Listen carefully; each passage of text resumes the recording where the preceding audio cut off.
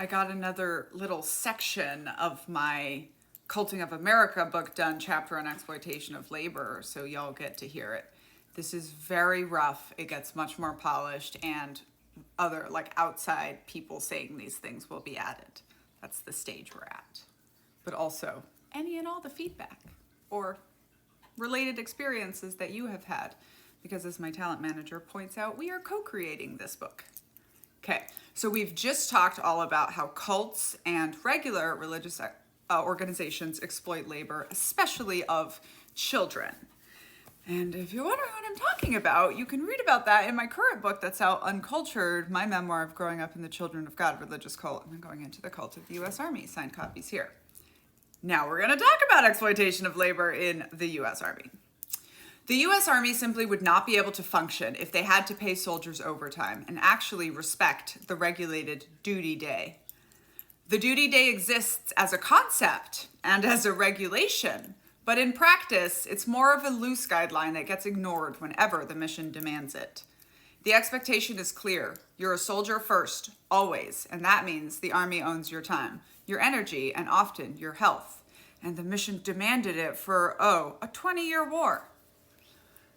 The Department of Defense relies on a culture of unspoken expectations where soldiers are expected to work well beyond their official hours without extra pay.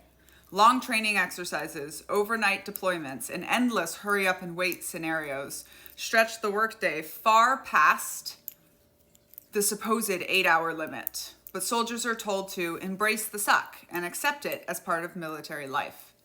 This exploitation extends to junior enlisted members who often work grueling hours for low pay and under poor physical conditions. Even the thought of being paid overtime is ludicrous when you are active duty in the United States military.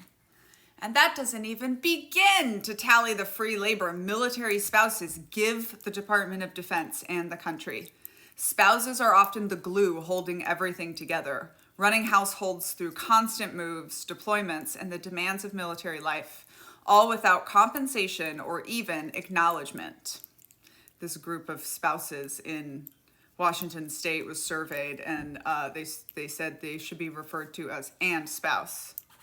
That's what they were tired of being referred to as. They volunteer in schools, on bases, and in communities, filling gaps where the government doesn't provide resources. Their unpaid labor makes military families function, and by extension, makes the military itself possible. It's the kind of invisible work that's taken for granted, yet absolutely essential to keeping the whole system running. Their contributions are often framed as acts of patriotism or love, but the reality is that the military relies heavily on this invisible workforce to fill the gaps that would otherwise require funding and resources. Without this unpaid labor, the military systems themselves would strain under the weight of their own expectations. And as one of the most overeducated, underemployed demographics in the country, we often are sacrificing careers we love to give, free of charge, this support to our military. I said spouses, but that sounds confusing. I've been both active duty and a spouse. Writing this part made me realize I probably need to have a little paragraph at the beginning being like, these are all the different perspectives I bring. But Daniella, you have to have a military function like that. Do you? The German army, on the other hand, takes a much different approach. Soldiers there are treated like workers, with actual labor protections in place. They get paid overtime and follow a regulated duty day. Imagine that, having limits on your work hours, even in the military. It's all part of Germany's broader commitment to workers' rights, and it sends a clear message. Just because you're in uniform doesn't mean you're expected to sacrifice your entire life. Although the German army has a bunch of regulations that mean they can push past it whenever they want as well. But I think they have much less of a culture to do so all the time. Because soldiers are compensated for extra hours and mandatory rest periods are enforced, not just as a perk, but as a way to prevent burnout and to keep the force running at its best. It's a system that respects the humanity of the soldier while still maintaining discipline and readiness a military needs. And this is a good reason that I say like your values are not what you say they are the reporting you require. Because just by the German military having to pay overtime, that means the overtime work of the soldiers is going to have to be reported and therefore justified. And so it's just going to happen less.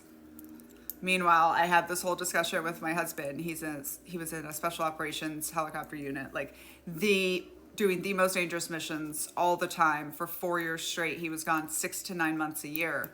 And then still when he would be home, he would have to be working evenings because they have to fly stuff at night and blah, blah, blah. And then one time it was like, yeah, we got to get these helicopters ready. And I was like, are they going to overseas? He was like, no. Like, we just got to get them done because they're red. I'm like, okay, who controls that? The battalion commander. That's just a choice he makes to say these have to be done by this time. And he would make a different choice, most likely, if he had to justify it and pay for it. It's the reporting you require. The history of labor exploitation in the United States is deeply tied to the country's economic development, beginning with slavery as its most egregious example. And here I'm going to put the Ta-Nehisi Coates quote that says, America is not a great country that also had slavery. It is the country it is because it enslaved other human beings. Something like that. For centuries, enslaved Africans were forced to work under brutal conditions, their labor building much of the nation's early wealth. Even after the abolition of slavery, exploitative practices persisted, particularly through sharecropping in the South, where formerly enslaved individuals and poor farmers were trapped in cycles of debt and poverty. Industrialization in the late 19th and early 20th century brought its own challenges, with factory workers, including children, enduring long hours, unsafe conditions, and meager wages. The rise of monopolistic companies and unchecked power during this period cemented an economic structure that prioritized profits over workers' well-being. The early 20th century saw significant labor organizing in response to these exploitations. Unions like the American Federation of Labor and the Industrial Workers of the World led strikes and protests demanding better pay, reasonable hours, and safer working conditions. Landmark events like the Triangle Shirtwaist Factory Fire of 1911, which killed 146 garment workers in New York City, galvanized public outrage and highlighted the urgent need for labor reform. These efforts culminated in key legislative achievements such as the Fair Labor Standards Act of 1938, which established the minimum wage, banned most forms of child labor. Here we have a note, except if the parents are doing it in restaurants, in performance, in agriculture, all of which we're going to talk about in further down there. And set limits on the work week, unless you're salary. The New Deal era in particular marked a turning point for labor protections, introducing social safety nets like unemployment insurance and collective bargaining rights. While much has been achieved, labor exploitation hasn't disappeared, and maybe never will in a capitalistic system. Migrant workers, gig economy employees, and even unpaid interns often operate in gray areas where protections are limited or non-existent.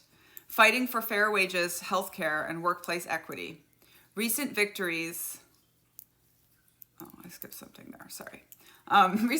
such as increasing the minimum wage in several states and unionizing efforts in industries like retail and tech show that the workers' rights are still evolving.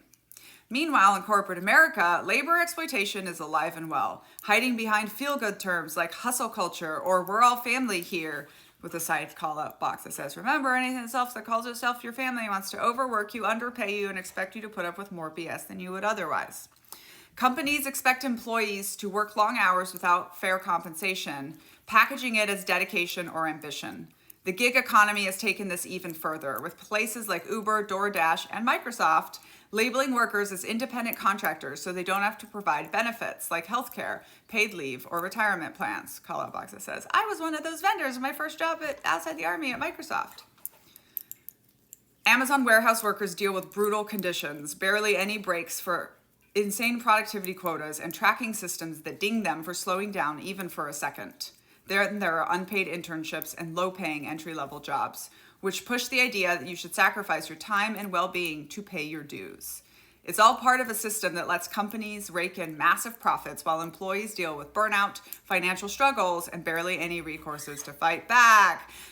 hurting the individual and for systemic failures. And we'll have to do Girl Scouts on another video.